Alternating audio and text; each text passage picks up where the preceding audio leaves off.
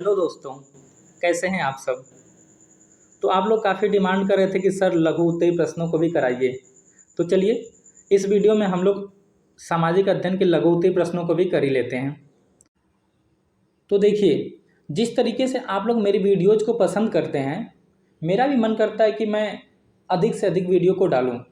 लेकिन उस एक वीडियो को डालने में जो पीछे मेहनत लगती है ना, और जो समय लगता है ना, वो बहुत लगता है। तो इस प्रकार से चीज़ें हो नहीं पाती हैं। फिर कई बार मुझे भी पछतावा होता है कि काश मैं ये चैनल थोड़ा और पहले स्टार्ट किया होता, क्योंकि अभी जस्ट यही 15-20 दिन हुए हैं मुझे चैनल को स्टार्ट किए हुए। और मेरा चैनल मेरे उम्मीद से, मैंने जितना सोचा नहीं था उससे कहीं बेहतर परफॉर्म कर रहा है। आप लोगों की प्यार और सपोर्ट से बहुत अच्छा लगता है। आप लोगों का कमेंट पढ़ के बहुत अच्छा लगता है। लेकिन चीज़ें उतने अच्छे से नहीं हो पा रही हैं क्योंकि थोड़ा समय की कमी है मेरे पास, और मैं बहुत देर से आया हूँ। तो बस इतना ही कहना चाहता हूँ कि आप लोग अच्छे से प्रिपेयर करिए, नेक्स्ट सेमेस्टर में बेहतर करूँगा। तो चलिए इस वीडियो को स्टार्ट करते हैं। सामाजिक अध्ययन 2015, प्रश्न संख्या 31। पाषाण काल को कितने भागों में बांटा गया है, लिखिए। तो पाषाण काल को मुख्य रूप से 3 भागों में बांटा गया है: पूरा पाषाण काल, मध्य पाषाण काल, नव पाषाण काल। पूरा पाषाण काल का देखिए जो टाइम पीरियड है वो है लगभग 5 लाख ईसा पूर्व से 10,000 ईसा पूर्व तक। मध्य पाषाण काल लगभग 10,000 ईसा पूर्व से 8,000 ईसा पूर्व तक। और नव पाषाण काल है लगभग 8,000 ईसा पूर्व से 4,000 ईसा पूर्व तक होंगी। प्रश्न संख्या 32 की ओर आते हैं। सिंधु घाटी के शहरों की 2 विशेषताएं लिखिए। तो देखिए, हेडिंग याद करिए, उन्नत नगर नियोजन, उन्नत नगर नियोजन, कुशल जल निकास प्रणाली। पहले हेडिंग में देखिए, शहरों को एक व्यवस्थित ग्रिड प्रणाली के अनुसार बनाया गया था जहां सड़कें एक दूसरे को समकोण पर काटती थी। दूसरा, कुशल जल निकास प्रणाली में क्या लिखेंगे, लगभग हर छोटे और बड़े घर में ढकी हुई नालियां होती थी जो सड़कों की मुख्य नालियों से जुड़ी होती थी, जिससे शहर में स्वच्छता बनी रहती थी। प्रश्न संख्या 33, सप्त सैंधव की किन्हीं 2 नदियों के नाम लिखिए। तो सप्त सैंधव में कुल 7 नदियां आती थी। इसमें सिंधु, झेलम, चेनाब, रावी, ब्यास, सतलुज और सरस्वती। यहाँ पर 2 नदियों के नाम देखिए लिखा गया है, सिंधु और सरस्वती। बाकी अन्य नदियों में झेलम, चेनाब, रावी, ब्यास और सतलुज शामिल है। प्रश्न संख्या 34, 4 वेदों के नाम लिखिए। तो 4 वेदों के सिर्फ नाम अगर लिखना चाहें आप तो ऋग्वेद, यजुर्वेद, सामवेद और अथर्ववेद। और अगर इसमें एक एक 2 लाइन लिखना चाहें तो बेटर होगा। यह सबसे पुराना वेद है, ऋग्वेद में यह सबसे पुराना वेद है। इसमें भगवान की प्रशंसा में गाए जाने वाले भजन मंत्र हैं। यजुर्वेद में देखिए, यह वेद यज्ञ या पूजा करने के नियम और तरीकों के बारे में बताता है। सामवेद में क्या है, यह वेद संगीत से जुड़ा है। इसमें मंत्रों को गाना कैसे है यह बताया गया है, इसलिए इसे भारतीय संगीत का मूल कहते हैं। अब अथर्ववेद देख लीजिए, यह वेद दैनिक जीवन की बातों जैसे इलाज, जादू टोना और बीमारियों को दूर करने के मंत्रों पर आधारित है। और ये सबसे नया वेद है, ये भी ध्यान रखिएगा। प्रश्न संख्या 35, किसका नाम आकाश गंगा है। प्रश्न संख्या 35 है, किसका नाम आकाश गंगा है। तो देखिए, आकाश गंगा, जिसको इंग्लिश में गैलेक्सी बोलते हैं, अरबों तारों, गैसों, धूल कणों और अंधेरे पदार्थ का एक विशाल समूह है जो गुरुत्वाकर्षण बल के कारण एक साथ बंधा रहता है। हमारी पृथ्वी और सौरमंडल जिस आकाशगंगा में स्थित है उसे मंदाकिनी या मिल्की वे कहते हैं। यह सर्पिलाकार है और ब्रह्मांड में ऐसी अरबों आकाशगंगाएं मौजूद हैं। प्रश्न 36, अंतरिक्ष में पहुंचने वाले पहले भारतीय राकेश शर्मा ने कब और किस अंतरिक्ष यान से यात्रा की थी। तो अंतरिक्ष में पहुंचने वाले भारतीय राकेश शर्मा ने 3 अप्रैल 1984 को, कब, 3 अप्रैल 1984 को सोवियत संघ, जो आधुनिक रूस है, सोवियत संघ के अंतरिक्ष यान सोयूज T11, कौन सा है यान, सोयूज T11 से यात्रा की थी। प्रश्न संख्या 37, चंद्रग्रहण की स्थिति कब होती है। तो देखिए, जब पृथ्वी सूर्य और चंद्रमा के मध्य होती है तब चंद्रग्रहण की स्थिति उत्पन्न होती है। इस स्थिति में पृथ्वी की छाया चंद्रमा पर पड़ जाती है, जिससे चंद्रमा का कुछ या पूरा भाग अंधकारमय दिखाई देता है। यह घटना पूर्णिमा के दिन ही संभव होती है। और इसका एक छोटा सा डायग्राम भी बना लीजिए आप। क्या करिए, एक सन बना दीजिए, सूर्य बना दीजिए, बीच में अर्थ बना दीजिए, और यहाँ पर आप छोटा सा चंद्रमा बना दीजिए, और यहाँ पे सन की रेज दिखाइए ऐसे लाइन ड्रॉ करके कि ये सन की रेज है जिसमें वो चंद्रमा कवर हो जाता है। तो ये आप अगर डायग्राम बना देते हैं थोड़ा सा आपका उत्तर इम्प्रेसिव हो जाएगा। अब आते हैं प्रश्न संख्या 38 की ओर। पंचायत व्यवस्था के कार्य करने के 3 स्तर कौन कौन से हैं? तो देखिए, पंचायत व्यवस्था ग्राम स्तर पे काम करती है, ब्लॉक या खंड स्तर पे काम करती है और जिला स्तर पे काम करती है। और जो ग्राम स्तर पे काम करती है उसका नाम है ग्राम पंचायत, और ब्लॉक या खंड स्तर पे जो काम करती है उसको पंचायत समिति बोलते हैं, और जिला स्तर पे जो काम करती है उसको जिला परिषद बोलते हैं। अब प्रश्न संख्या 39 की ओर आते हैं। ग्राम पंचायत का महत्व बताइए। देखिए, ग्राम पंचायत का मुख्य महत्व यह है कि यह ग्रामीण स्तर पर स्थानीय स्वशासन का पहला कदम है। यह लोगों को अपनी स्थानीय समस्याओं जैसे पानी, सड़क, स्वास्थ्य को स्वयं सुलझाने की शक्ति देता है, जिससे लोकतंत्र में जमीनी स्तर पर भागीदारी सुनिश्चित होती है और ग्रामीण विकास की योजनाएं बेहतर तरीके से लागू हो पाती हैं। प्रश्न संख्या 40, यातायात के 2 नियम लिखिए।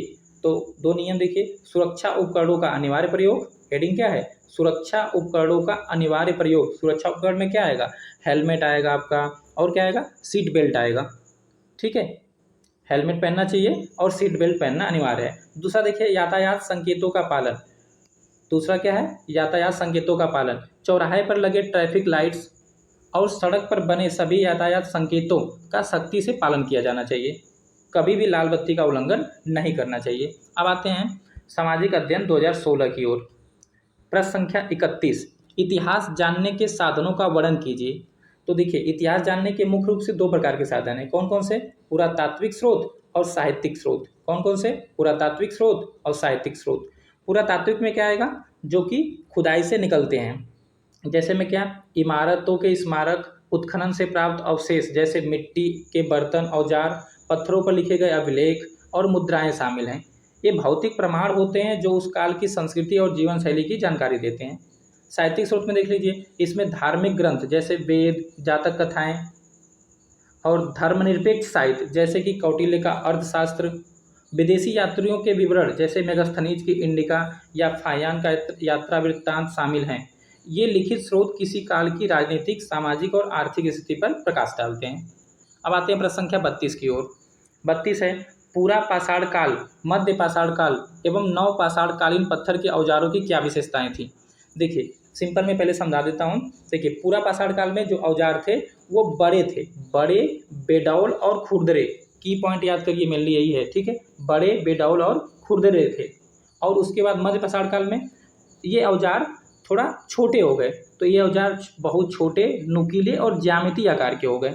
वहीं अगर बात करें नव पाषाण काल में, तो नव पाषाण काल में जो औजार थे वो और परिष्कृत हो गए और जिसपे पालिश किया जाने लगा। पालिश किए हुए चिकने और अधिक धारदार होने लगे थे। तो ये कुछ की पॉइंट्स हो गए हैं। बाकी आप पूरा डिटेल में पढ़ लीजिए, एक बार सामने देख लीजिए। पूरा पाषाण काल में, और उसके बाद मध्य पाषाण काल में, और उसके बाद नव पाषाण काल में। चलिए, अब आते हैं प्रश्न संख्या 33 की ओर। सिंधु घाटी सभ्यता की आर्थिक, धार्मिक तथा नगरीय व्यवस्थाओं के विषय में 3-3 पंक्तियों लिखिए। तो सिंधु घाटी सभ्यता की आर्थिक व्यवस्था देख लीजिए आप। आर्थिक व्यवस्था में क्या है कि अर्थव्यवस्था का मुख्य आधार कृषि था, जिसमें गेहूं, जौ और कपास प्रमुख फसलें थीं। क्या थी? गेहूं, जौ और कपास। वे पशुपालन भी करते थे और उनका आंतरिक तथा बाह्य व्यापार उन्नत था, जिसके साक्ष्य मेसोपोटामिया से मिलते हैं। अब धार्मिक व्यवस्था में देखिए, यहाँ की सबसे प्रमुख देवी मातृ देवी थी, जिनकी पूजा उर्वरता की देवी के रूप में की जाती थी। साथ ही पशुपति महादेव की भी पूजा होती थी। वे प्रकृति के तत्वों जैसे पीपल के वृक्ष और पशुओं, जिसमें से एक संगरी जानवर ज़्यादा प्रसिद्ध था, को भी पवित्र मानते थे। और प्रश्न इसका पॉइंट नंबर 3 है, नगरीय व्यवस्था। नगरों को एक सुनियोजित ग्रिड प्रणाली पर बसाया गया था। ये ग्रिड प्रणाली जरूर लिखिएगा। सड़कें एक दूसरे को समकोण पर काटती थी और मकान पक्की ईंटों के बने होते थे। यहाँ की सबसे बड़ी विशेषता उत्कृष्ट जल निकासी प्रणाली थी। अब आते हैं प्रश्न संख्या 34 की ओर। त्रिरत्न और अष्टांगिक मार्ग क्या हैं? ये किनसे संबंधित हैं? वर्णन कीजिए। तो देखिए, त्रिरत्न में सम्यक ज्ञान, सम्यक दृष्टि और सम्यक चरित्र आता है। ये जैन धर्म के मूल सिद्धांत हैं। वहीं अष्टांगिक मार्ग में देख लीजिए आप, सम्यक दृष्टि, सम्यक संकल्प, सम्यक वाणी, सम्यक कर्म, सम्यक आजीविका, सम्यक प्रयास, सम्यक स्मृति और सम्यक समाधि। अगर कोशिश करिए याद हो सकता है तो याद कर लीजिएगा। यह मार्ग बौद्ध धर्म से संबंधित है। जिससे मोक्ष प्राप्ति का मार्ग बताया गया है। प्रश्न संख्या 35, मानचित्र क्या है? मानचित्र का उपयोग बताइए। तो देखिए, मानचित्र पृथ्वी की सतह या उसके किसी भाग का एक निश्चित पैमाने के आधार पर समतल सतह पर खींचा गया आरेखण या चित्र होता है। इसका उपयोग भौगोलिक जानकारी प्राप्त करने, स्थान खोजने, देश, राज्य, नदी, पहाड़, शहरों की स्थिति को समझने तथा यातायात और अनुसंधान में किया जाता है। अब आते हैं प्रश्न संख्या 36 की ओर। अक्षांश और देशांतर रेखा में अंतर स्पष्ट कीजिए। तो अक्षांश रेखाएं पृथ्वी के पूर्व से पश्चिम की दिशा में खींची जाती हैं और ये भूमध्य रेखा के समांतर होती हैं। अक्षांश से जलवायु का ज्ञान होता है। इनकी कुल संख्या 181 है। अब देशांतर रेखाएं देख लीजिए। देशांतर रेखाएं उत्तर ध्रुव से दक्षिण ध्रुव तक जाती हैं और ये लंदन की ग्रीनविच रेखा से मापी जाती हैं। ग्रीनविच रेखा से दाहिने पूर्वी देशांतर और बाएं क्या होता है? पश्चिमी देशांतर। देशांतर से समय का निर्धारण किया जाता है। इनकी कुल संख्या 360 है। अब आते हैं प्रश्न संख्या 37 की ओर। हमारी पृथ्वी पर कुल कितने महाद्वीप हैं? वर्णन कीजिए। पृथ्वी पर कुल 7 महाद्वीप हैं। एशिया, अफ्रीका, उत्तरी अमेरिका, दक्षिणी अमेरिका, अंटार्कटिका, यूरोप। आप चाहें तो क्या कर सकते हैं, हाँ, एक एक लाइन इनके बारे में मैंने लिखा है। जैसे एशिया सबसे बड़ा महाद्वीप है। ऑस्ट्रेलिया नीचे रह गया। देखिए, ऑस्ट्रेलिया नीचे रह गया। ये सबसे छोटा महाद्वीप है जिसे ओशनिया भी कहते हैं। तो एक एक पॉइंट आप देख लीजिए, लिख लीजिए, और पॉसिबल हो तो एक डायग्राम मैं आपको बनाने की कोशिश कर रहा हूँ। आप भी इसको एक बार प्रैक्टिस कर लीजिए और महाद्वीप आता है तो एक बार जरूर एक डायग्राम बनाइएगा। चलिए मैं बना के दिखाता हूँ आपको। अगर आप इसका एक रफली डायग्राम भी खींच दें तो थोड़ा सा बेटर ही होगा। जैसे देखिए, मैं यहाँ पे खींच रहा हूँ ऐसे रफली डायग्राम ही। रफली डायग्राम हम लोग खींचेंगे। यहाँ पे देखिए, ये हो गया आपका एशिया, ठीक है, एशिया हो गया। इसके बगल में ऐसे दिखाइए, ये यूरोप हो गया। नीचे यहाँ पे दिखाएंगे आप कुछ इस तरीके से, ये क्या हो गया? अफ्रीका हो गया। और इधर दिखाइए, यहाँ पर ऑस्ट्रेलिया हो गया।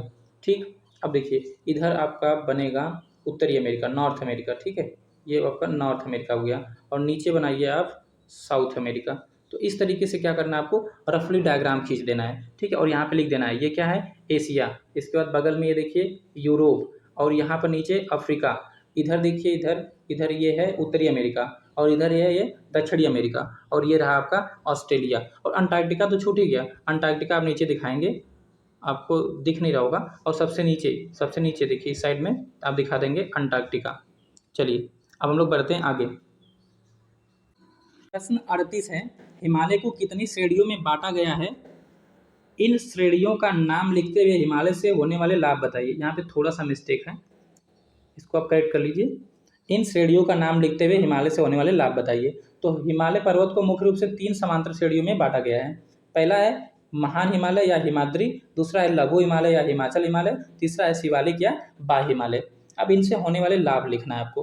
अच्छा, एक मिनट रुकिए। आप अगर चाहें तो इसका भी एक डायग्राम बना सकते हैं। डायग्राम बनाकर आप कम लिखकर अच्छे मार्क्स ले सकते हैं। जैसे आप एक इंडिया का मैप बना लीजिए। थोड़ा सा मैं आपके सामने ड्रॉ करता हूँ, जल्दी से देखिए कैसे ड्रॉ करेंगे।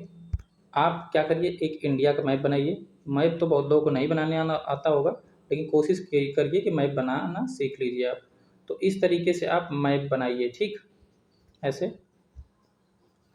यहाँ पे नेपाल और भूटान भी बनाएंगे। अब यहाँ से ये ऐसे 3 श्रेणियाँ, 3 लाइन खींचिए ऊपर। यहाँ पे लिखिए आपका महान हिमालय, बीच में लघु या मध्य हिमालय, नीचे शिवालिक हिमालय। तो ये 3 लाइन ड्रॉ कर देंगे ना, तो आपको अच्छा मार्क्स मिलेगा। कम लिखेंगे तो भी।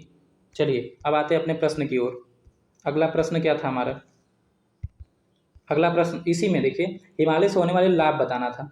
तो हिमालय से होने वाले लाभ देख सकते हैं आप। यह भारत को मध्य एशिया से आने वाली अत्यधिक ठंडी हवाओं से बचाता है, जिससे उत्तर भारत की जलवायु मध्यम रहती है।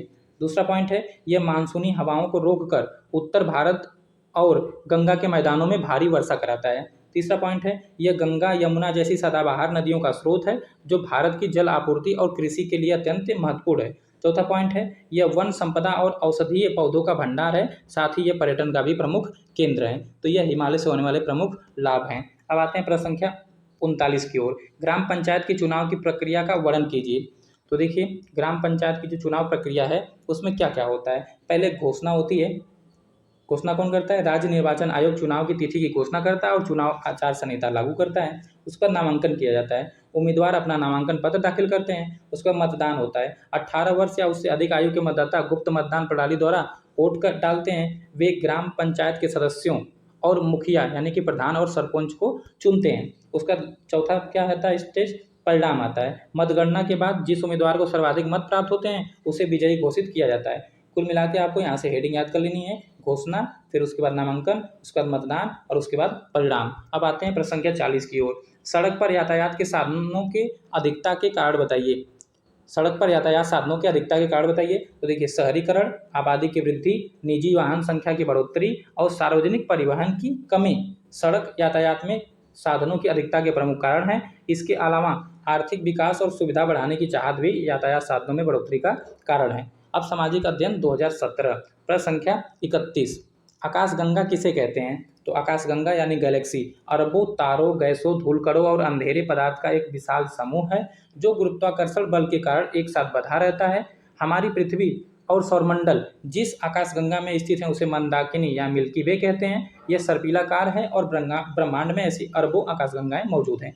अब प्रश्न 32, प्राचीन इतिहास का ज्ञान किन किन स्रोतों से होता है। तो देखिए, आप रिपीट भी करते चलिए, प्रश्न रिवीजन दोबारा पूछा गया है। पुरातात्विक स्रोत और दूसरा साहित्यिक स्रोत। पुरातात्विक स्रोत में कौन कौन सी चीज़ें, उत्खनन से प्राप्त अवशेष जैसे सिक्के, मिट्टी के बर्तन, औजार, पत्थरों पर लिखे अभिलेख, प्राचीन स्मारक या भवन, ये सब चीज़ें। और साहित्यिक स्रोत में क्या है, प्राचीन धार्मिक ग्रंथ जैसे वेद, उपनिषद, जातक कथाएं, धर्मनिरपेक्ष साहित्य जैसे अर्थशास्त्र और विदेशी यात्रियों के विवरण जैसे कि मेगास्थनीज का इंडिका। ये सारी चीज़ें आप लिख देंगे तो काम हो जाएगा।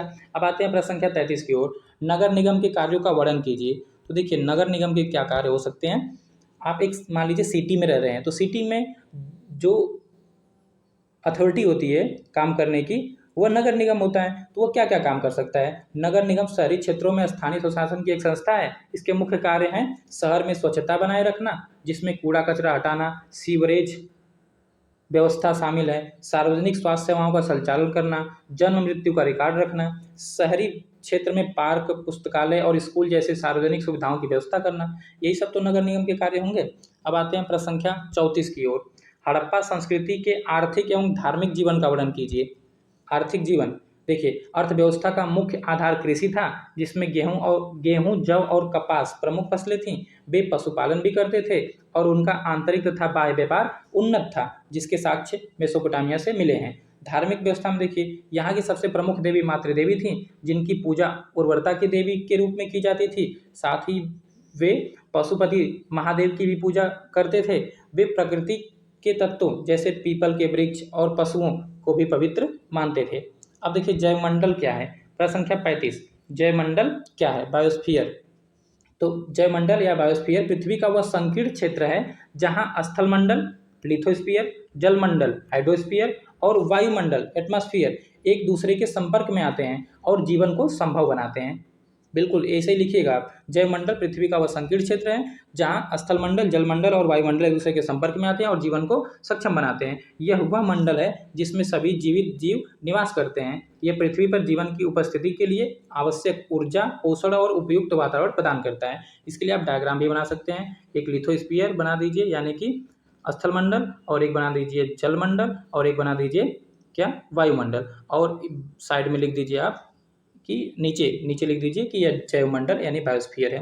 अब प्रश्न संख्या 36 की ओर आते हैं। यातायात के साधन किसे कहते हैं।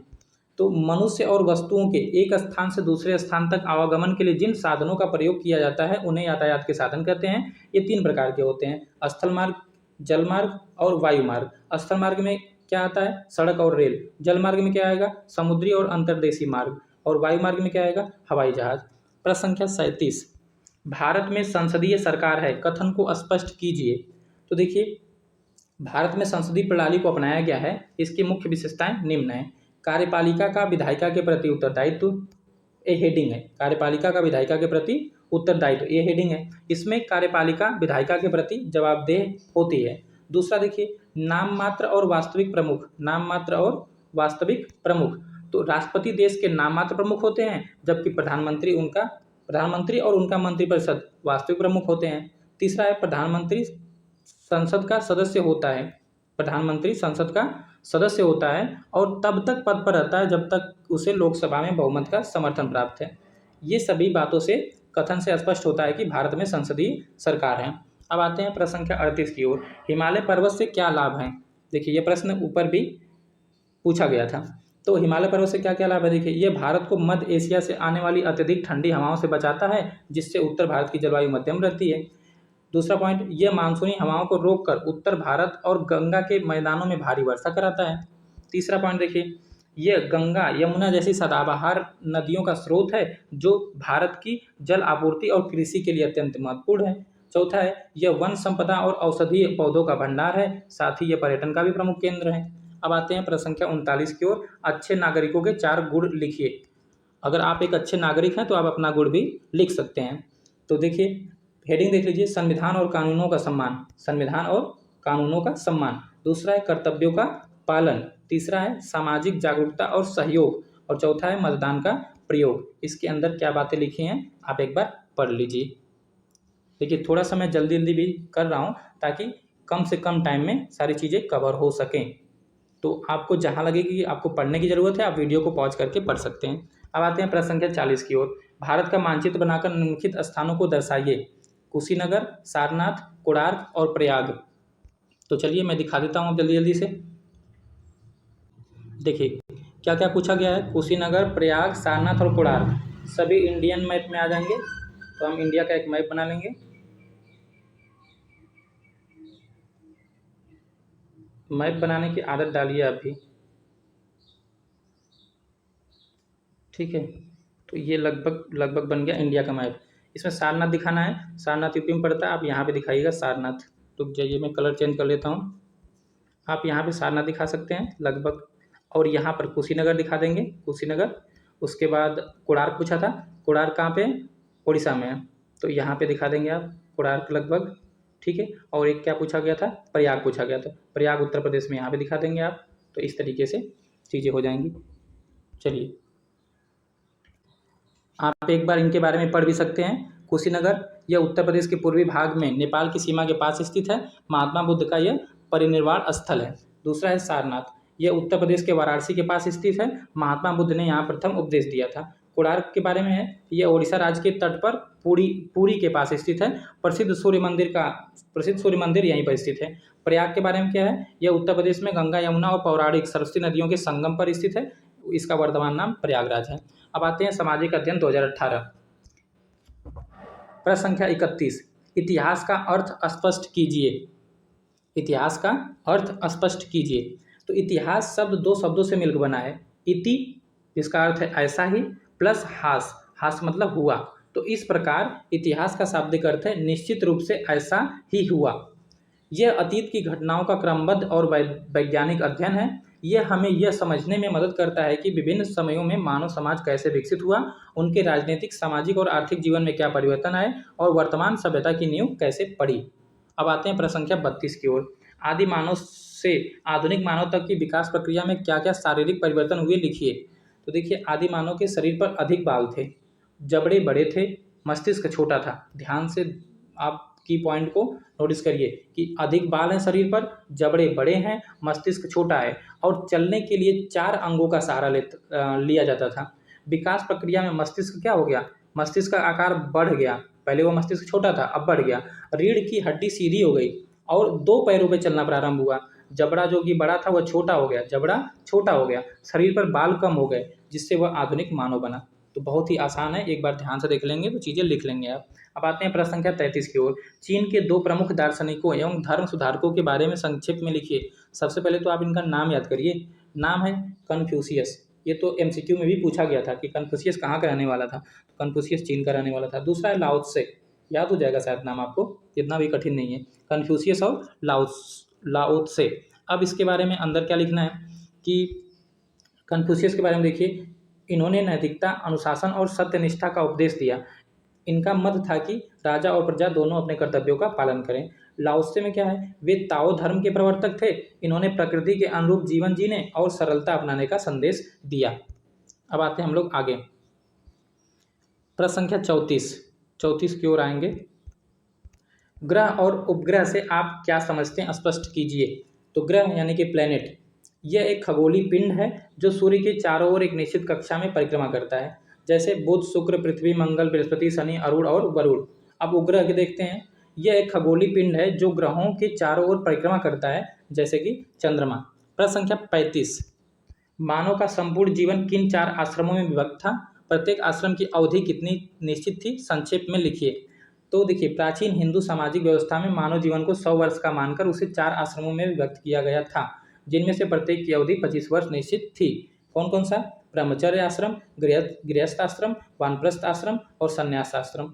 ब्रह्मचर्य, गृहस्थ, वानप्रस्थ और संन्यास, इनका देखिए समय कितना था? 0 से 25 वर्ष, 25 से 50 वर्ष, 50 से 75 वर्ष और 75 से 100 वर्ष। पहला ब्रह्मचर्य में क्या था? शिक्षा ग्रहण करना। ब्रह्मचर्य का उद्देश्य क्या था? शिक्षा ग्रहण करना। गृहस्थ में क्या था? विवाह करके परिवार और समाज के प्रति अपने कर्तव्यों का निर्वहन करना। वानप्रस्थ में क्या था? सांसारिक कार्यों से विरक्ति और वन की ओर प्रस्थान करना। और चौथा संन्यास में क्या था? कि मोक्ष प्राप्ति के लिए एकांत में तपस्या करना। अब आते हैं प्रश्न संख्या 36 की ओर। मौर्य साम्राज्य के पतन के क्या कारण थे? उल्लेख कीजिए। हेडिंग याद करिए आप, अशोक की शांतिवादी नीति। आपको शांतिवादी नीति, आपको पता ही है कि कलिंग युद्ध के बाद अशोक ने अहिंसा और शांति की नीति बना लिया था, जिसकी वजह से क्या हुआ? सेना जो होगी वो दुर्बल हो गई और उत्तराधिकारियों को कुशल नेतृत्व नहीं दिया। इसके बाद क्या हुआ? जो उत्तराधिकारी आए वो उतना कुशल नहीं हुए। तो और दूसरा पॉइंट देख लीजिए, अयोग्य और निर्बल उत्तराधिकारी। वही पॉइंट है, अयोग्य और निर्बल उत्तराधिकारी। तो अशोक के बाद के शासक कितने कमजोर थे कि वे विशाल साम्राज्य को एकजुट नहीं कर सके। तीसरा देखिए हेडिंग, अत्यधिक केंद्रीकृत प्रशासन।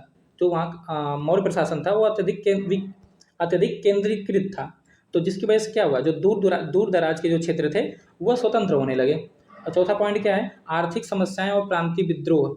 तो अंतिम मौर्य शासकों के दौरान आर्थिक दबाव और प्रांतीय शासकों के विद्रोह ने साम्राज्य को अस्थिर कर दिया। अब आते हैं प्रश्न संख्या 37 की ओर। पृथ्वी की आंतरिक क्रियाएं कौन कौन सी हैं? लिखिए। तो देखिए, पृथ्वी की आंतरिक क्रियाएं वे शक्तियां हैं जो पृथ्वी के भीतर गर्मी, दबाव और ऊर्जा के कारण होती हैं, जिससे धरातल का आकार एवं रूप बदलता है। इन्हें 2 मुख्य भागों में बांटा गया है। पहला कौन सा है? पटल विरूपणी बल। दूसरा है आकस्मिक बल। पटल विरूपणी बल में क्या है? ये बल धीमी गति से काम करते हैं और पर्वत निर्माण, जैसे कि हिमालय का निर्माण, महाद्वीप का निर्माण तथा भ्रंशन जैसी क्रियाओं के लिए जिम्मेदार हैं। दूसरा है आकस्मिक बल। ये बल अचानक उत्पन्न होते हैं और बड़े पैमाने पर विनाश लाते हैं। उदाहरण के लिए भूकंप और ज्वालामुखी का फटना। अब आते हैं प्रश्न संख्या 38 की ओर। सड़क दुर्घटनाएं होने के मुख्य कारण क्या क्या होते हैं? लिखिए। तो देखिए, मानवीय त्रुटि, खराब सड़क की स्थिति, वाहन की खराबी, प्रतिकूल मौसम, ये सभी क्या हैं? सड़क दुर्घटना होने के मुख्य कारण हैं। अब इनका डिटेल में देख लीजिए। मानव त्रुटि कैसे? तेज गति से वाहन चलाना, शराब पीकर गाड़ी चलाना, ड्राइविंग करते समय मोबाइल फ़ोन का उपयोग करना, यातायात नियमों का उल्लंघन करना। अब खराब सड़क की स्थिति में देख लीजिए, सड़कों में गड्ढे, अपर्याप्त रोशनी या उचित साइनेज की कमी, जो साइन बोर्ड लगे होते हैं ना, उनकी कमी। अब आते हैं तीसरा पॉइंट, वाहन की खराबी, जैसे टायर फटना, ब्रेक फेल होना या वाहनों का रखरखाव ठीक से न होना। चौथा देखिए प्रतिकूल मौसम, जैसे भारी वर्षा, कोहरा या बर्फबारी के कारण दृश्यता का कम होना। ये सारे जो हैं फैक्टर्स, ये सभी सड़क दुर्घटना होने के कारण हैं। अब आते हैं प्रश्न संख्या 39 की ओर। ग्रामीण एवं नगरीय जीवन शैली की अवधारणा लिखिए। तो ग्रामीण जीवन शैली क्या होती है? ये कृषि और पशुपालन पर आधारित होती है। यहाँ संयुक्त परिवार प्रणाली प्रचलित है और लोगों के बीच सामाजिक संबंध घनिष्ठ होते हैं। यहाँ की जीवन जो है, जीवन की गति धीमी होती है और ये प्रकृति के करीब होते हैं। ठीक है, ये ग्रामीण जीवन शैली है। नगरीय जीवन शैली देख लीजिए, ये उद्योगों, व्यापार और सेवाओं पर आधारित होती है। यहाँ एकाकी परिवार अधिक हैं, यहाँ एकाकी परिवार हैं, जबकि गांव में संयुक्त परिवार प्रणाली होती है और सामाजिक संबंध औपचारिक और विस्तृत होते हैं। तीसरा पॉइंट देख लीजिए, जीवन की गति तेज होती है और यह सुविधाओं तथा उच्च शिक्षा एवं रोजगार के अवसरों से युक्त होती है। अब आते हैं प्रश्न संख्या 40 की ओर। भारत की जलवायु के बारे में लिखिए। यहाँ मुख्य रूप से कितनी ऋतुएं होती हैं? लिखिए। तो भारत की जलवायु उष्णकटिबंधीय मानसूनी जलवायु है। मानसून यहाँ की जलवायु का सबसे महत्वपूर्ण कारक है, जो वर्षा की मात्रा और समय को नियंत्रित करता है। उत्तर में हिमालय और दक्षिण में हिंद महासागर इसकी जलवायु को प्रभावित करते हैं। भारत में मुख्य रूप से 4 ऋतुएं होती हैं: शीत ऋतु, ग्रीष्म ऋतु, वर्षा ऋतु और शरद ऋतु। अब आते हैं सामाजिक अध्ययन 2019 की ओर। देखिए, वीडियो थोड़ा लंबी हो रही है, इसलिए मैं थोड़ा और कम डिस्कस करूंगा चीज़ों को। आप स्क्रीन पे देख के पढ़ भी सकते हैं चीज़ों को। प्रश्न संख्या 31 देखिए, इतिहास लेखन में सिक्के एवं अभिलेख किस प्रकार सहायक होते हैं? लिखिए। तो इतिहास लेखन में सिक्के और अभिलेख महत्वपूर्ण पुरातात्विक स्रोत हैं। सिक्कों के बारे में देखिए, ये शासक का नाम, उपाधियां, धर्म और शासन काल बताते हैं। सिक्कों पर अंकित धातु, जैसे कि वो सिक्का सोना का बना है, चांदी का बना है या तांबा का बना है, तत्कालीन आर्थिक समृद्धि को दर्शाता है और विभिन्न स्थानों से उनकी प्राप्ति व्यापारिक क्षेत्रों की जानकारी देती है। वह जहाँ जहाँ से प्राप्त हुए होंगे, जैसे मौर्य साम्राज्य का अगर कोई सिक्का मेसोपोटामिया से प्राप्त हुआ तो क्या लिंक हो जाएगा कि मौर्य साम्राज्य का मेसोपोटामिया से व्यापार होता था। अब दूसरा देखिए अभिलेख, ये पत्थरों, स्तंभों या ताम्रपत्रों पर उत्कीर्ण होते हैं। ये राजाओं के आदेशों, युद्धों की घटनाओं, प्रशासनिक नीतियों और साम्राज्य की सीमाओं के प्रत्यक्ष और विश्वसनीय जानकारी प्रदान करते हैं। अब आते हैं प्रश्न संख्या 32 की ओर। पूरा पाषाण काल, नवपाषाण काल के औजारों में क्या अंतर थे, स्पष्ट कीजिए। इस प्रश्न को आप पीछे भी पढ़ चुके हैं। तो देखिए पूरा पाषाण काल में इस काल के औजार बड़े, बेडौल और खुरदरे होते थे। एक क्वार्टजाइट, यहाँ पे क्वार्ट होगा, एक क्वार्टजाइट पत्थर से बने होते थे, जैसे कि हस्तकुल्हाड़ी। इनका उपयोग मुख्य रूप से शिकार करने और खुदाई करने के लिए होता था। वहीं अगर मध्य पाषाण काल की बात करें तो मध्य पाषाण काल के जो औजार थे, इस काल के औजार बहुत छोटे। अच्छा, प्रश्न में क्या पूछा था? प्रश्न में पूछा गया था नव पाषाण काल, पूरा पाषाण काल और नव पाषाण काल। तो नव पाषाण काल भी देख लीजिए, आप मध्य पाषाण काल पढ़ लीजिएगा। नव पाषाण काल में इस काल के औजार पालिश किए हुए चिकने और अधिक धारदार होते थे। इनका उपयोग कृषि और अस्थायी जीवन के लिए किया जाता था, जैसे कि पालिश वाली कुल्हाड़ी, मूसल और हसिया। अब आते हैं प्रश्न संख्या 33 की ओर। गीजा का पिरामिड संसार के आश्चर्यजनक स्मारकों में क्यों गिना जाता है? तो गीजा का पिरामिड, जो गीजा का महान पिरामिड है, संसार के आश्चर्यजनक स्मारकों में गिना जाता है क्योंकि यह लगभग 4500 साल पहले मिस्र के राजा खुफू के लिए, ये एमसीक्यू में भी पूछा गया था, नहीं अति लघु में पूछा गया है, खुफू के लिए एक मकबरे के रूप में बनवाया गया था। ये अत्यधिक विशालता, मूल रूप से 146 मीटर ऊंचा और अद्वितीय वास्तु शिल्प का नमूना है। इसे लाखों टन वजनी पत्थरों को अत्यंत परिशुद्धता के साथ काटकर और व्यवस्थित करके बनाया गया है। उस समय की सीमित तकनीकी क्षमताओं के बावजूद इसका निर्माण एक विशाल इंजीनियरिंग उपलब्धि माना जाता है, जो इसकी आश्चर्यजनक स्थिति का मुख्य कारण है। अब आते हैं प्रश्न संख्या 34 की ओर। सिकंदर के आक्रमण का भारत पर क्या प्रभाव पड़ा? तो देखिए 326 ईसा पूर्व में सिकंदर ने भारत पर आक्रमण किया था, जिसके निम्न प्रभाव हुए थे। राजनीतिक प्रभाव में देखिए, इस आक्रमण ने पश्चिमोत्तर भारत के छोटे छोटे राज्यों की निर्बलता को उजागर किया, जिसने बाद में मौर्य साम्राज्य के उदय का मार्ग प्रशस्त किया। दूसरा पॉइंट देखिए, सांस्कृतिक प्रभाव। भारत में यूनानियों के आगमन से गांधार कला शैली का विकास हुआ, जिसमें भारतीय और यूनानी मूर्तिकला का मिश्रण था। तीसरा पॉइंट है व्यापारिक प्रभाव। आक्रमण के परिणाम स्वरूप थल और जल मार्ग दोनों से भारत और यूनान के बीच प्रत्यक्ष संपर्क स्थापित हुआ, जिससे व्यापार को बढ़ावा मिला। अब आते हैं प्रश्न संख्या 35 की ओर। त्रिरत्न और अष्टांगिक मार्ग क्या है, यह किनसे संबंधित है? यह प्रश्न रिपीट है, आप यहाँ से पढ़ लीजिएगा। अब आते हैं प्रश्न संख्या 36। मानचित्र क्या होता है? मानचित्र के दो प्रयोग लिखिए। तो देखिए, किसी स्थान या पृथ्वी की सतह का लघु रूप में चित्रात्मक निरूपण मानचित्र कहलाता है। मानचित्र के दो उपयोग नीचे लिखे गए हैं, आप देख सकते हैं। स्थान की स्थिति का निर्धारण, किसी भी स्थान की स्थिति का निर्धारण। ये किसी भी स्थान की दिशा और दूरी की सही जानकारी प्रदान करता है, जिससे यात्रा और नेविगेशन आसान हो जाता है। दूसरा है भौगोलिक अध्ययन। इसका उपयोग विभिन्न भू आकृतियों, जलवायु क्षेत्रों, मिट्टी के प्रकार और वनस्पति के विवरण को समझने और उनका अध्ययन करने के लिए किया जाता है। प्रश्न 37 है, जिले का सर्वोच्च अधिकारी कौन होता है? जिले के प्रशासन में उसकी भूमिका का वर्णन कीजिए। तो जिले का सर्वोच्च प्रशासनिक अधिकारी जिला अधिकारी होता है, जिसे डीएम या कलेक्टर भी कहते हैं।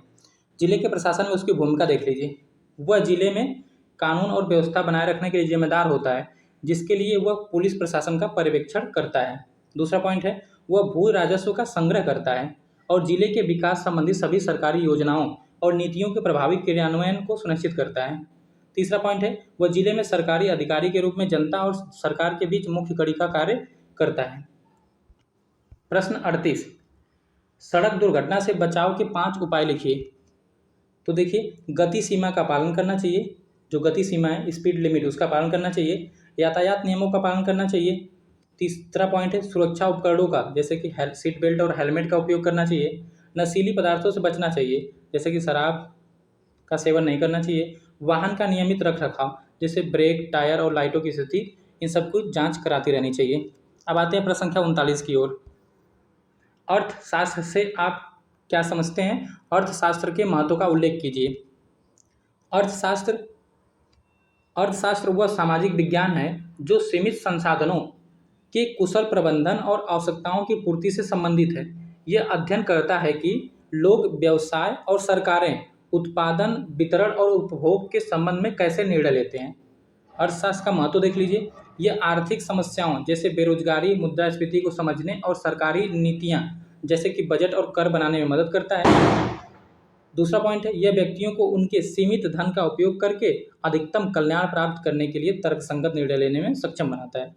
देखिए यहाँ पे कंटेंट बिल्कुल सही लिखा गया है, लेकिन हो सकता है कि आपको इसको याद करने में दिक्कत हो, पर देख लीजिए तो 2-3 की पॉइंट ही आप यहाँ से लर्न कर लीजिए। अब आते हैं प्रश्न संख्या 40 की ओर।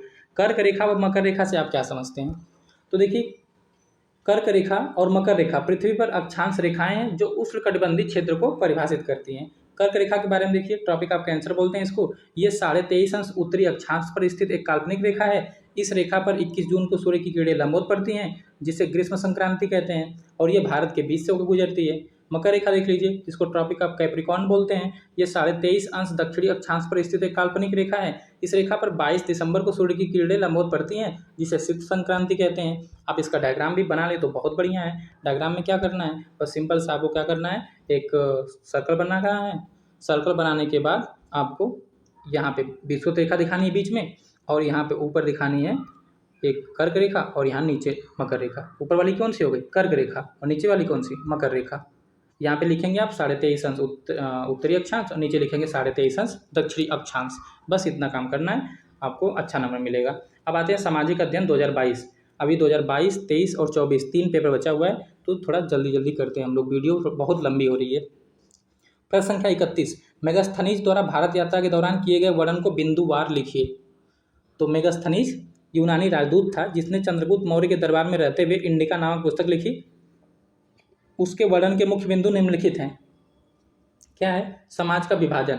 उसने भारतीय समाज को 7 जातियों, दार्शनिक, किसान, भिखारी, कारीगर, सैनिक, निरीक्षक और पार्षद में विभाजित किया था। आप ये सातों न याद करिए, सिंपली लिख दीजिए, उसने भारतीय समाज को 7 जातियों में विभाजित किया था। दास प्रथा का अभाव। उसने लिखा कि भारत में दास प्रथा प्रचलित नहीं है। तीसरा है पाटलिपुत्र की भव्यता। उसने राजधानी पाटलिपुत्र को एक विशाल और भव्य नगर के रूप में वर्णित किया, जो लकड़ी की दीवारों और खाइयों से घिरा था। चौथा है ईमानदारी। उसने भारतीयों को ईमानदार और साधारण जीवन जीने वाला बताया, जहां लिखित कानून कम थे और चोरी बहुत कम होती थी।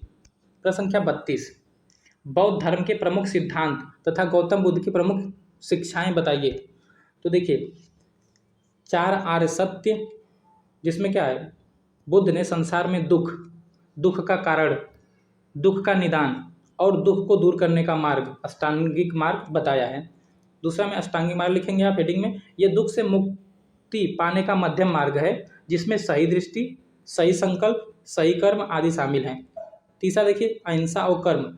बुद्ध ने अहिंसा पर बल दिया और सिखाया कि कर्म ही व्यक्ति के जीवन का निर्धारण करता है। चौथा है जातिवाद का विरोध। उन्होंने सामाजिक समानता पर बल दिया और जातिवाद का विरोध किया। अब आते हैं प्रश्न संख्या 33 की ओर। हमारी पृथ्वी पर कुल कितने महाद्वीप हैं, उनके नाम लिखिए। तो पृथ्वी पर कुल 7 महाद्वीप हैं। आप डायग्राम जरूर बनाइएगा। एशिया महाद्वीप, अफ्रीका, उत्तरी अमेरिका, दक्षिणी अमेरिका, अंटार्कटिका, यूरोप और ऑस्ट्रेलिया। एशिया सबसे बड़ा और ऑस्ट्रेलिया सबसे छोटा, जिसे ओशनिया भी कहते हैं। अब आते हैं प्रश्न संख्या 34 की ओर। भारत को कितने भौगोलिक भागों में बांटा गया है, सविस्तार वर्णन कीजिए। तो देखिए, भारत को कुल 6 भौगोलिक भागों में बांटा गया है। कौन कौन सा, उत्तर पर्वतीय प्रदेश, दूसरा है उत्तर का विशाल मैदान, तीसरा है प्रायद्वीपीय पठार, चौथा है तटीय मैदान, पांचवा है भारतीय मरुस्थल, छठा है द्वीप समूह। आप यहाँ पे इनसे इनके बारे में पढ़ लीजिए और एक डायग्राम जरूर बनाइए। डायग्राम बना देंगे तो थोड़ा कम भी लिखेंगे ना, तो काम हो जाएगा। आप एक डायग्राम बनाइए, इस तरीके से इंडिया का डायग्राम बनाइए और उसमें इन सारी चीज़ों को दिखा दीजिए कि इधर ये हिमालय हो गया, और इधर ये मैदान हो गया, इधर ये मरुस्थल हो गया, ये आपके कौन से हो गए, ये आपके तटीय मैदान हो गया, और प्रायद्वीपीय पठार बीच में ये तो हो जाएगा, और इधर ये बाहर इसके बाहर दिखा देंगे लक्षद्वीप और अंडमान निकोबार। तो इस तरीके से मैप से आप काम करेंगे ना, तो आपको कम मेहनत में अच्छे नंबर मिलेंगे। अब आते हैं प्रश्न संख्या 35 की ओर। जिला पंचायत के कार्यों का उल्लेख कीजिए। तो देखिए, जिला पंचायत त्रिस्तरीय पंचायत राज व्यवस्था में ग्रामीण क्षेत्र की सर्वोच्च संस्था है। जो जिला पंचायत है, त्रिव्यवस्थीय पंचायत राज व्यवस्था में ग्रामीण क्षेत्र की सर्वोच्च संस्था है। इसके मुख्य कार्य निम्नलिखित हैं। कौन कौन से, योजना निर्माण, दूसरा है पर्यवेक्षण, तीसरा है विकास कार्य, चौथा है राजस्व। कौन कौन सा, योजना निर्माण, पर्यवेक्षण, विकास कार्य और राजस्व। योजना निर्माण में देखिए, जिले के लिए विकास योजनाएं बनाना और उन्हें लागू करना, जैसे कृषि, पशुपालन और लघु सिंचाई योजनाएं। पर्यवेक्षण में क्या है, ग्राम पंचायतों और क्षेत्र पंचायतों के कार्यों का पर्यवेक्षण और उनके बीच समन्वय स्थापित करना। विकास कार्य, जिले में सड़कों, पुलों, जलमार्गों और सार्वजनिक स्वास्थ्य केंद्रों के निर्माण और रखरखाव में सहायता करना। चौथा देखिए राजस्व, मेलों और बाजारों पर कर लगाकर तथा सरकारी अनुदान से राजस्व जुटाना। अब आते हैं प्रश्न संख्या 36 की ओर, नगर निगम के कार्यों का वर्णन कीजिए। ये प्रश्न भी पीछे पूछा गया था। तो नगर निगम क्या क्या करती है? स्वच्छता और जन स्वास्थ्य का ध्यान रखती है, बुनियादी ढांचा जैसे कि सड़कों का निर्माण, स्ट्रीट लाइटें लगाना, पुलों का रखरखाव, ये सब करती है। आवश्यक सेवाएं जैसे कि शहरवासियों को पेयजल की नियमित आपूर्ति करना, रिकॉर्ड और पंजीयन, जन्म और मृत्यु का रिकॉर्ड रखना और सार्वजनिक बाजारों को विनियमित करना, ये सभी क्या है? नगर निगम के कार्य हैं। अब आते हैं प्रश्न संख्या 37, दिन और रात होने का कारण बताइए। तो दिन और रात होने का मुख्य कारण क्या है? पृथ्वी का अपने अक्ष पर घूमना या घूर्णन गति या रोटेशन। तो दिन और रात होने का मुख्य कारण पृथ्वी की घूर्णन गति है। पृथ्वी अपने अक्ष पर लगभग 24 घंटे में एक चक्कर पूरा करती है। जब पृथ्वी घूमती है तो सूर्य के सामने वाला भाग प्रकाशित रहता है जहाँ दिन होता है, वहीं सूर्य के विपरीत वाला भाग अंधेरे में रहता है जहाँ रात होती है। यह घूर्णन निरंतर होता रहता है जिसके कारण दिन और रात बारी बारी से आते रहते हैं। प्रश्न संख्या 38, विश्व को सिंधु सभ्यता की क्या देन है? तो सिंधु घाटी सभ्यता ने विश्व को योजनाबद्ध नगर निर्माण, जल निकासी प्रणाली, ईंटों से बने घर, तौल माप की सटीक व्यवस्था और मोहरों की परंपरा दी। यह सभ्यता मानव सभ्यता के नगरीकरण की आधारशिला मानी जाती है। तो सिंधु सभ्यता ने विश्व को ये सारी चीज़ें दी हैं।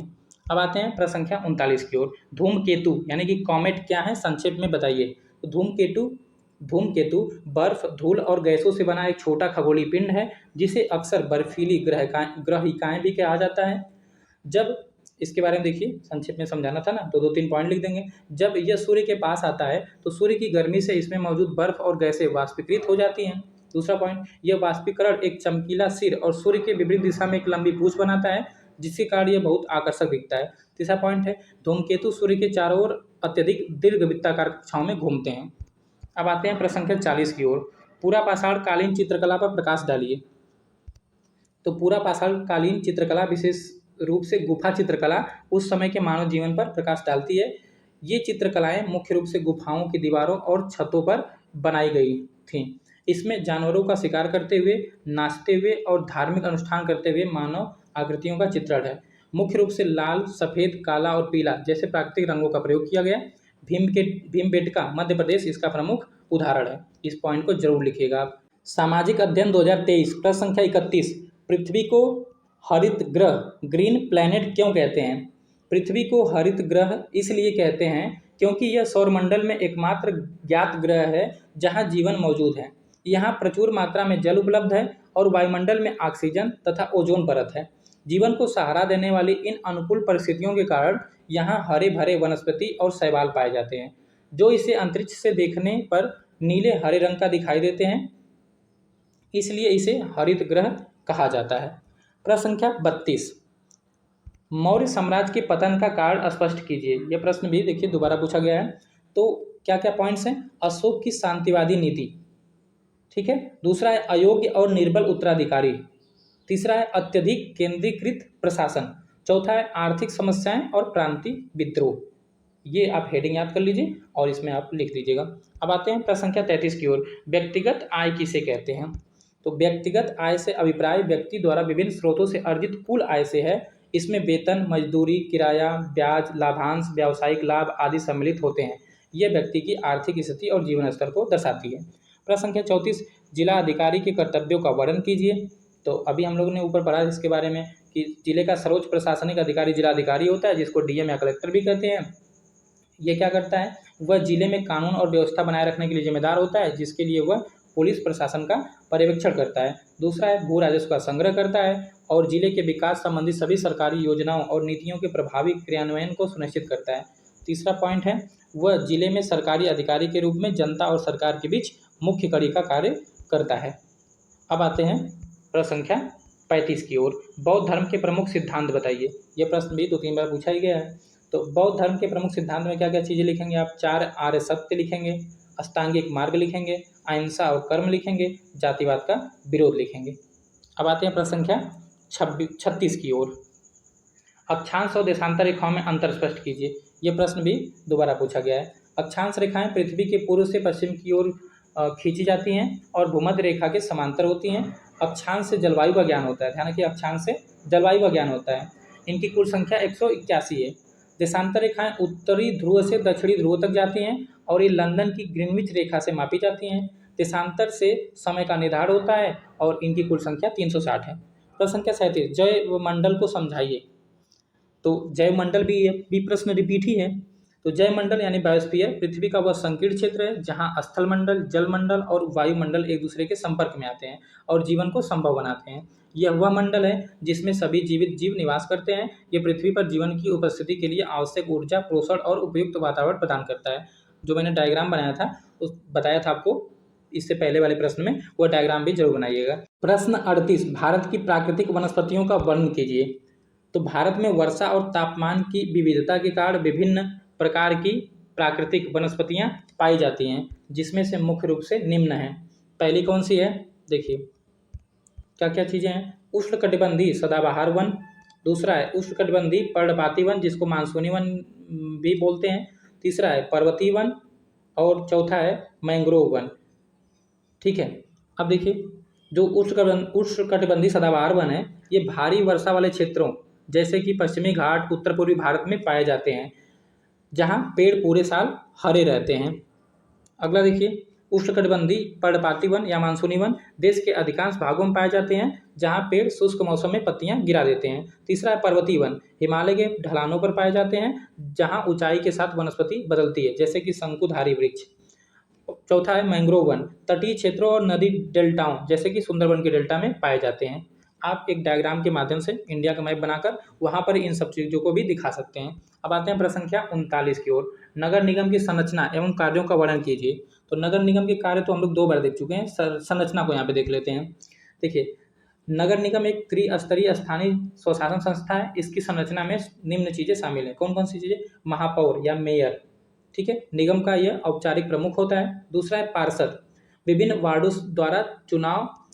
वार्डों से चुनाव द्वारा चुने गए प्रतिनिधि होते हैं। तीसरा है नगर आयुक्त, सरकार द्वारा नियुक्त प्रशासनिक प्रमुख होते हैं।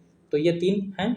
उसके बाद कार्य में आप ऊपर मैंने बता दिया था कि वही साफ सफाई करना, पेयजल आपूर्ति करना और स्वास्थ्य सेवाओं की व्यवस्था करना, ये सारी चीज़ें आप लिख लेंगे। अब आते हैं प्रश्न संख्या 40 की ओर। हिमालय को कितनी श्रेणियों में बांटा गया है? इन श्रेणियों का नाम लिखते हुए हिमालय से होने वाले लाभ बताइए। तो इस प्रश्न को भी हम चर्चा किए ही हैं। तो हिमालय के मुख्य रूप से कुल 3 श्रेणियां हैं। कौन कौन सी? महान हिमालय, लघु हिमालय और शिवालिक। डायग्राम में जरूर दिखाइएगा। अब इसके बाद इनसे होने वाले लाभ लिखना है। तो लाभ देख लीजिए, यह भारत को मध्य एशिया से आने वाली अत्यधिक ठंडी हवाओं से बचाता है, जिससे उत्तर भारत की जलवायु मध्यम बनी रहती है। दूसरा, यह मानसूनी हवाओं को रोककर उत्तर भारत और गंगा के मैदानों में भारी वर्षा कराता है। तीसरा, यह गंगा यमुना जैसी सदाबहार नदियों का स्रोत है, क्योंकि यहीं पे ग्लेशियर जमे होते हैं। उस ग्लेशियर का पानी पिघल कर इन नदियों में आता है। तो इस प्रकार से यह इन नदियों का स्रोत है, जो भारत की जल आपूर्ति और कृषि के लिए अत्यंत महत्वपूर्ण है। और चौथा पॉइंट क्या लिखा है? यह वन संपदा और औषधीय पौधों का भंडार है, साथ ही यह पर्यटन का भी प्रमुख केंद्र है। अब आते हैं सामाजिक अध्ययन 2024, और ये अंतिम पेपर है। देखिए, सप्त सैंधव नदियों के नाम लिखिए। सप्त सैंधव का शाब्दिक अर्थ है 7 नदियाँ।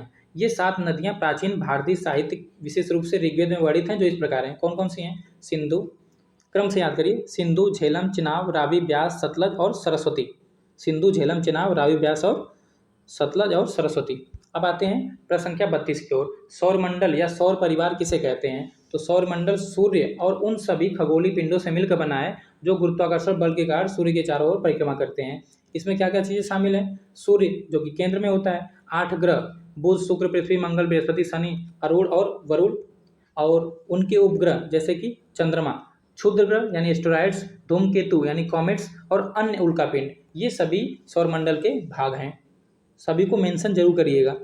सूर्य जो कि केंद्र में है, उसके बाद ग्रह में बुध, शुक्र, पृथ्वी, मंगल, बृहस्पति, शनि, यूरेनस और नेपच्यून, और उनके उपग्रह में चंद्रमा लिख लीजिए, फोबोस, डिमोस लिख लीजिए, गैनीमीड लिख लीजिए, क्षुद्र ग्रह लिखिए, धूमकेतु लिखिए और अन्य उल्कापिंड लिखिए। अब आते हैं प्रश्न संख्या 33। 4 वेदों के नाम लिखिए तथा ऋग्वेद का संक्षिप्त परिचय दीजिए। तो 4 वेदों के नाम ऋग्वेद, यजुर्वेद, सामवेद और अथर्ववेद। अब ऋग्वेद के बारे में देख लेते हैं। तो ऋग्वेद के बारे में क्या है? ये सबसे प्राचीन वेद है। ये 10 मंडलों में विभाजित 1028 सूक्तों का संग्रह है। इसमें मुख्य रूप से देवी देवताओं की स्तुति जैसे कि अग्नि और इंद्र के मंत्र हैं, अब आते हैं प्रश्न संख्या 34 की ओर। नदियों के किनारे सभ्यताओं के विकसित होने के क्या कारण थे? तो देखिए, नदियों के किनारे जो सभ्यताएं विकसित हुई थी, क्यों हुई थी? जल की उपलब्धता, क्योंकि नदियों के किनारे जो ज़रूरतें थी, जैसे पीने, सिंचाई और अन्य घरेलू ज़रूरतों के लिए जो जल की ज़रूरत थी वो पूर्ति हो जाती थी। दूसरा, उपजाऊ भूमि, नदियों द्वारा लाई गई जलोढ़ मिट्टी कृषि के लिए अत्यंत उपजाऊ होती थी, जिससे अधिशेष अनाज उत्पादन संभव हुआ। तीसरा है परिवहन और व्यापार, नदियां आवागमन का एक सस्ता और आसान माध्यम थी, जिससे व्यापार और संपर्क को बढ़ावा मिला। चौथा है मत्स्य पालन, भोजन के लिए मछली और अन्य जलीय संसाधनों की उपलब्धता हो जाती थी। तो इस प्रकार नदियों के किनारे सभ्यताओं का विकास हुआ। जैसे दजला और फरात नदी के किनारे मेसोपोटामिया की सभ्यता, सिंधु नदी के किनारे हड़प्पा सभ्यता और नील नदी के किनारे मिस्र की सभ्यता। अब आते हैं प्रश्न संख्या 35 की ओर। यातायात के 2 नियम बताइए। तो ये तो आप खुद भी बता सकते हैं। सुरक्षा उपकरणों का अनिवार्य प्रयोग, जैसे कि आपको हेलमेट पहनना और सीट बेल्ट लगाना। दूसरा, यातायात संकेतों का पालन करना, जैसे कि चौराहे पर लगे ट्रैफिक लाइट लाल, पीली, हरी और सड़क पर बने सभी यातायात संकेतों का सख्ती से पालन करना चाहिए। कभी भी लाल बत्ती का उल्लंघन नहीं करना चाहिए। अब आते हैं प्रश्न संख्या 36। भारत के कोई 5 पड़ोसी देशों के नाम एवं उनकी राजधानी का नाम लिखिए। तो यहाँ पर सभी पड़ोसी देश लिख दिए गए हैं, उनकी राजधानी भी देख लीजिए। पाकिस्तान इस्लामाबाद, अफगानिस्तान काबुल, चीन बीजिंग, नेपाल काठमांडू, भूटान थिम्पू, म्यांमार नेपिताओ, बांग्लादेश ढाका, श्रीलंका श्री जयवर्धनेपुरम कोट्टे, मालदीव माले। आप अगर चाहें तो अगर एक डायग्राम के माध्यम से इन सभी को दिखा दें तो बहुत ही बढ़िया हो जाएगा। ठीक है, डायग्राम जरूर जितना हो पाए उतना बनाइए। ठीक है, अब ऐसे इसको बना लेंगे। यहाँ पे नेपाल भूटान भी है। तो इधर है आपका मालदीव, यहाँ पर मालदीव है, यहाँ पर हो गया श्रीलंका, इधर हो गया पाकिस्तान और इधर हो गया अफगानिस्तान, इधर चाइना, यहाँ पे नेपाल, यहाँ पे भूटान और यहाँ पे बांग्लादेश और यहाँ पे म्यांमार। तो आप डायग्राम के माध्यम से दिखा देंगे तो आपको लिखने की जरूरत बहुत कम पड़ेगी। अब आते हैं प्रश्न संख्या 37 की ओर। मानचित्रों की 2 उपयोगिता बताइए। तो देखिए, मानचित्र स्थान और दिशा का निर्धारण करते हैं। मानचित्र किसी भी स्थान की सटीक भौगोलिक स्थिति, उसके अक्षांश और देशांतर और दिशा की जानकारी प्रदान करता है, जिससे नाविकों, पायलटों और यात्रियों को मार्गदर्शन मिलता है। दूसरा पॉइंट देख लीजिए कि विभिन्न जानकारियों का प्रदर्शन। दूसरा पॉइंट क्या है? विभिन्न जानकारियों का प्रदर्शन। क्या है इसमें? मानचित्र भौगोलिक तत्वों जैसे पर्वत, नदी, राजनीतिक सीमाओं जैसे देश और राज्य, जनसंख्या वितरण या जलवायु जैसे जटिल डेटा को एक ही स्थान पर सरल और स्पष्ट रूप से दृश्य रूप में प्रदर्शित करने में सहायक होते हैं। प्रश्न संख्या 38। सिंधु घाटी सभ्यता की विशेषताओं का वर्णन करना है आपको। सिंधु घाटी की सभ्यता की विशेषताएं का। तो देखिए, नगरी नियोजन, यह एक नगरी सभ्यता थी जहां शहर एक सुनियोजित ग्रिड प्रणाली पर बसाए गए थे, जिसमें सड़कें एक दूसरे को समकोण पर काटती थी। दूसरा है जल निकासी, यहाँ की सबसे बड़ी विशेषता उत्कृष्ट जल निकासी ड्रेनेज प्रणाली थी, जिसमें नालियाँ पक्की ईंटों से ढकी होती थी। ड्रेनेज क्या होता है? जो जल निकासी प्रणाली होती है ना, इसी को ड्रेनेज सिस्टम बोलते हैं। तीसरा क्या? ईंटों का उपयोग, मकानों के निर्माण में मानकीकृत अनुपात की पक्की ईंटों का बड़े पैमाने पर प्रयोग होता था। चौथा है व्यापार, इनका आंतरिक और अंतर्राष्ट्रीय व्यापार था, जैसे कि मेसोपोटामिया के साथ। अब आते हैं 39। अक्षांश एवं देशांतर रेखाओं में अंतर स्पष्ट कीजिए। आप पढ़ चुके हैं, फिर भी देख लेते हैं। अक्षांश रेखाएं पृथ्वी के पूर्व से पश्चिम में खींची जाती हैं और ये भूमध्य रेखा के समांतर होती हैं। अक्षांश से जलवायु का ज्ञान होता है। इनकी कुल संख्या 181 है। देशांतर में देख लीजिए, यह उत्तरी ध्रुव से दक्षिणी ध्रुव तक जाती हैं और ये लंदन की ग्रीनविच रेखा से मापी जाती हैं। देशांतर से समय का निर्धारण किया जाता है और इनकी कुल संख्या 360 है। देखिए, अक्षांश से जलवायु का ज्ञान, देशांतर से समय का निर्धारण, और ये जो देशांतर है ये लंदन की ग्रीनविच रेखा से मापी जाती हैं और अक्षांश कहाँ से मापी जाती है? भूमध्य रेखा से मापी जाती हैं। अब आते हैं प्रश्न संख्या 40। पृथ्वी पर कुल कितने महासागर हैं? इनमें से सबसे बड़ा महासागर कौन सा है? तो पृथ्वी पर कुल 5 महासागर हैं। कौन कौन से? प्रशांत महासागर, अटलांटिक महासागर, हिंद महासागर, दक्षिणी महासागर, आर्कटिक महासागर। इन सभी में प्रशांत महासागर सबसे बड़ा है। यह पृथ्वी के 1/3 भाग पर फैला है और क्षेत्रफल और गहराई दोनों में विशाल है। अब देखिए, इसको आप एक डायग्राम के माध्यम से भी दिखा सकते हैं। आप एक डायग्राम बनाइए वर्ल्ड का मैप, जो मैं एक बार आपको बना के दिखाया था। जैसे कि आप ऐसे रफली डायग्राम भी बना लीजिए। ठीक है, रफली डायग्राम ऐसे, ये उत्तरी अमेरिका हो गया, यहाँ पर आपका दक्षिणी अमेरिका हो गया। ठीक, और इधर बनाइए आप यूरोप, यहाँ पे यूरोप हो गया, यूरोप के साथ आपका एशिया भी बनेगा। इधर आप एशिया बना लीजिए, यूरोप और एशिया। नीचे क्या बनाएंगे? नीचे आप अफ्रीका को बनाएंगे और इधर बनाएंगे ऑस्ट्रेलिया और नीचे बनाएंगे आप अंटार्कटिका। अब इसमें दिखाएंगे इधर आप पैसिफिक ओशियन यानी प्रशांत महासागर और इधर भी प्रशांत महासागर दिखाएंगे। और यहाँ पे कौन सा है? ये अटलांटिक महासागर दिखाएंगे आप।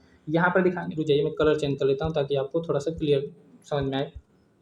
यहाँ पे आपका क्या हो गया, प्रशांत महासागर, और इधर दोनों साइड प्रशांत महासागर। यहाँ पे इस पूरे एरिया में अटलांटिक महासागर, और यहाँ पे हिंद महासागर, और ये ऊपर दिखाएंगे आप कौन सा महासागर, आर्कटिक महासागर, और नीचे दक्षिणी महासागर या अंटार्कटिक महासागर।